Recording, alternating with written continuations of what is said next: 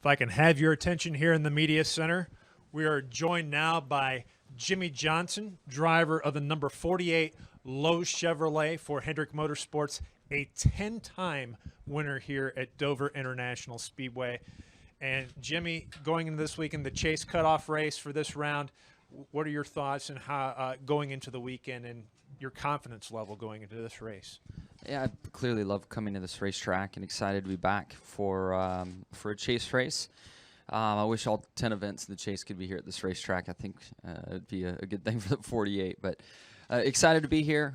Certainly hoping the rain gets out of here just like everyone else. And then there's obviously that hurricane that's making its way north. So my main focus right now really hadn't been on the race. It's like, when are we going to get on track? When will I be able to feel the setup of my race car and understand where we're at? So I'm anxiously awaiting track time just like everybody else.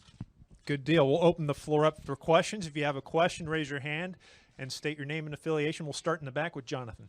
Jonathan Merriman, NASCAR.com. Jimmie, you talked a little bit about confidence there. And with the rain here, are you able to kind of relax on a weekend like this because you're in Chad's notebook at this track is full of what we would assume is better notes than everybody else because of your success here? Yeah, I mean, I guess it wouldn't be the end of the world if we weren't on the track a lot. I mean, we do know the track very well. We've had success here, year after year. We won in the spring, but it's been a long time since we've raced here at the track. There are new things that develop on the car through the course of the year, and we'd really like to get out on the track and at least get an hour to feel things out and understand where the balance of the car is. But if there is a track where limited track time would help us, I guess it would be here. We'll go next to Lee and then to Jessica. SpencerMotorsport.com. Good morning. Morning. Can you reflect on your 500 start or whenever you make that, whether it's Sunday, Monday, Tuesday? But can you just – it's been such an incredible ride for you. I mean, there was a time there for a while that, like, I think you were winning every fifth race. I mean, it was like it just – and I mean, I'm not inferring that you're done or anything, but, Sure. You've just had such a remarkable ride. Can you kind of reflect on that and how this has changed your life so dramatically? Without a doubt, the opportunity to drive for Jeff Gordon and Rick Hendrick in Lowe's changed my life. I can't help but think back to 2000 when I'm not sure if I'm going to have a Busch Series ride at the time. Seek out Jeff Gordon at the Michigan drivers meeting. He was running the Busch race that day and was just looking for some advice. And he gave me advice, and then he also left an opening where he let me know that Hendrick Motorsports was looking to start a fourth team, and I was the guy they were considering. So from that moment on, my head spun around on my shoulders, and I'm like, what, really?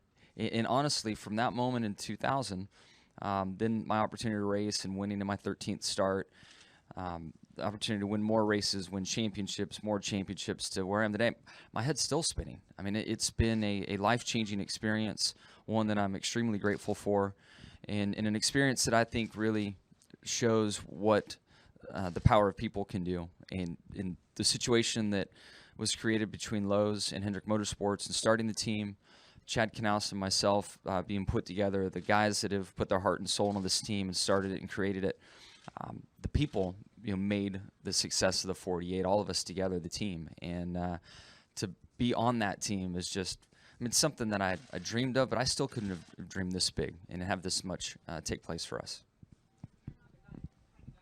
Races for accolades. So can you just kind of put in perspective? I mean, you haven't had a bad year. You haven't had if the racing gods have smiled on anybody in the last decade, it's really been you. I mean, it's kind of goofy, but I mean, did you ever think that everything could just, even once you were in the deal, did you expect everything just to go this strong, this well throughout the course of your career? No, I didn't expect things to go as well as they have, and absolutely the racing gods have smiled on myself and this team. I mean, our worst year in points has been 11th, and believe me, it wasn't a good year for myself and the team and Chad. Like we didn't operate even close to our potential. So On paper, it doesn't look like a bad year. We certainly felt like it was a terrible year, but gosh, I lost the point I was trying to make. Maybe it'll come back. Dang it! Sorry. Yeah, I don't see where that's not been given. I mean, I've been given tons of accolades, tons of respect for the championships I've won, races I've won. Within sports, there's certainly fans, and then there's the people that aren't. And my style and who I am and the success I've had has certainly created an opposing force, and that's all part of it. But I definitely feel like I've received the credit I deserve. The team has, and it's something that you earn as well. And I think the success we had in the races we won, the championships we won, earned that respect. Yeah. Okay, we're going to go to Jessica, and then the Steve, and then the Kenny. Jessica Ruffin, NASCAR.com. You've been so dominant at Dover in the past few years with 10 wins. What kind of strategy do you and Chad have, having a solid position in the chase so far? Do you guys want to play it safe so you'll get into the next round, or are you looking more to go for the win, take some chances? I really feel like it's just the tough line that any race team walks in. Winning is so difficult, but yet so important. We don't have to win to advance. So I will be wrestling that in my mind. Chad will with his pit calls, but you can't not try to win races. So we are here to win the race. And I guess the best example of that would be that comes to mind to me would be my race with Matt Kenseth at Texas, the fall race in 2007, 2008. I had a better car, was wanting to win the race and get by Matt. I didn't need to from the points perspective, but I mean, we're there to win, and I knew that I could win the race, so I took some chances to pull that off. So it's really risk management, and sometimes you get it right, sometimes you don't. So, but we don't have to win to move on, so we'll keep reminding ourselves of that. Okay, we'll go to Steve, the Kenny, and then the Jim Utter. Yeah, Steve Richards of PRN. Jimmie, could you talk about Tony's announcement, what you think of it? Were you a little bit surprised that he made the announcement when he did? No, I mean, I know Tony well and spent a lot of time with him over the years, and kind of sensed something was going to change, something was coming, and I'm really happy for him. I think the thought that he has put into this, the way he's going about it, I'm excited for him because he's excited about what's next, and it's very similar with Jeff. I mean, it's so hard to watch somebody you've looked up to and idolized step down or decide that it's time to do something different.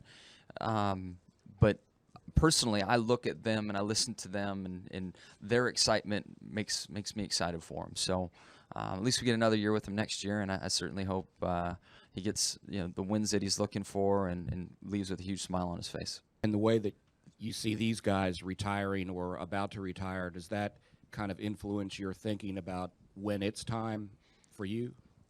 Yeah, and I think that myself, for myself personally, there's a moment when it feels like work. There's a moment when you don't want to get up and go to the track for whatever the reason is. That's what every driver or any athlete, I guess I should say, is trying to be aware of and step down at the right point in time. We're very fortunate as race car drivers that our career can go much further. But I have to say that the Mark Martin racing into your 50s era is probably gone. The schedule, the demands, everything that goes on, I would say mid-40s is probably going to be that point for a lot of guys, and we got a lot of guys getting close to that age now. Go next to Kenny Bruce, up to Jim Utter, and then we'll finish with Dustin Long. Kenny Bruce with NASCAR.com. Jimmie, along those lines, I think we kind of got the impression that Jeff had a pretty good idea when he was going to step aside. I think Tony was in the same boat, that he knew at a certain point, regardless of whether he runs good or bad, after he reaches a certain point, he was going to step aside. We've heard people talk about, okay, the drivers are, they have families now. They want to be able to spend time with them and not be gone all the time. Specifically, do you have an idea of when you're gonna be ready to hang it up and do something else? No, I don't have a number. I've not picked a number As a kid growing up racing, or as I got into the sport, I didn't say at this age I'm going to step down. I haven't had that conversation. I mean, I haven't picked a number with my wife and said that, okay, honey, this is the point in which I'm going to stop. It's really been based on feel, and I have Shanny's support on that as well. That when I feel like it's time, then I'm going to make that decision, and I certainly don't feel like it's time now. I remember watching Rusty pick a number, and then talking to Rusty years following that.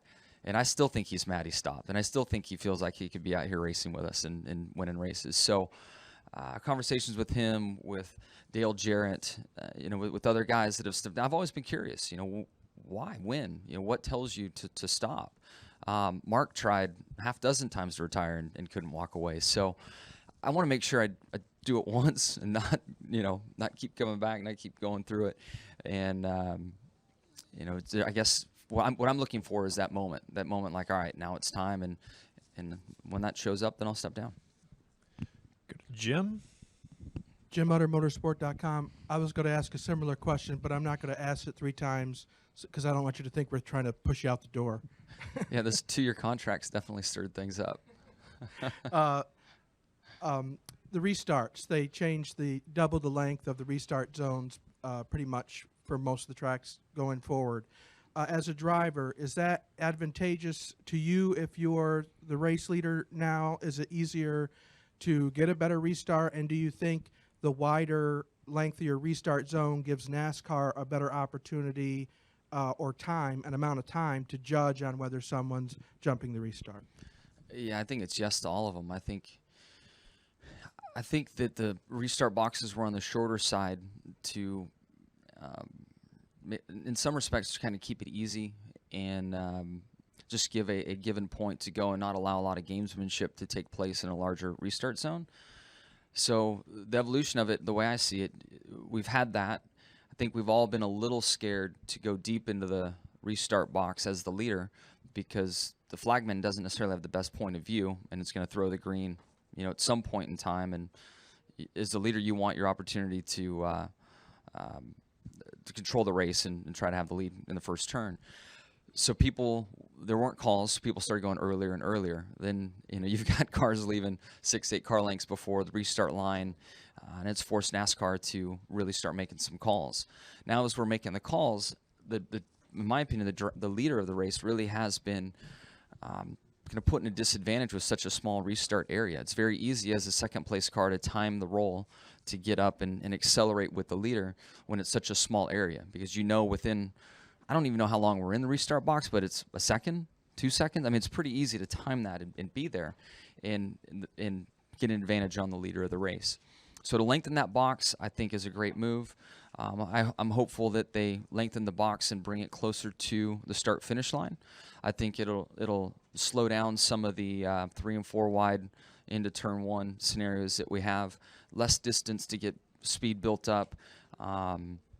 Closer to the start-finish line, I think will just maybe control that space a little bit better and really have good, solid side-by-side restarts, which everybody is after.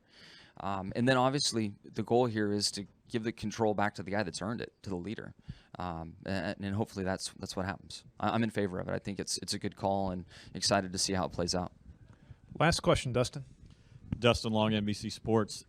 Jimmie, there's at least a couple of drivers that are in like a must-win situation this weekend. I think you were probably in that type of situation at Talladega last year, if my memory serves me correct.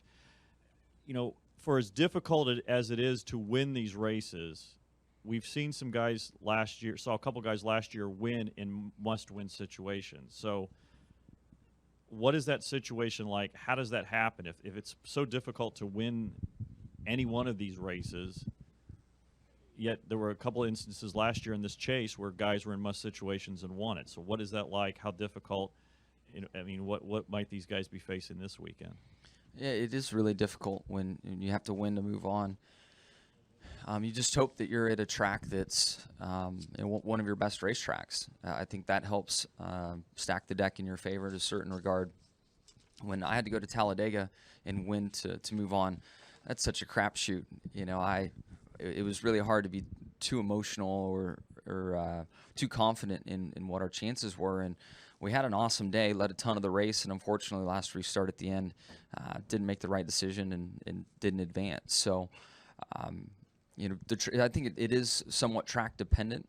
You know, and if you can land on a track that's one of your better tracks, if not your best track, I think it only increases the odds. And again, it's not easy to do, as you pointed out.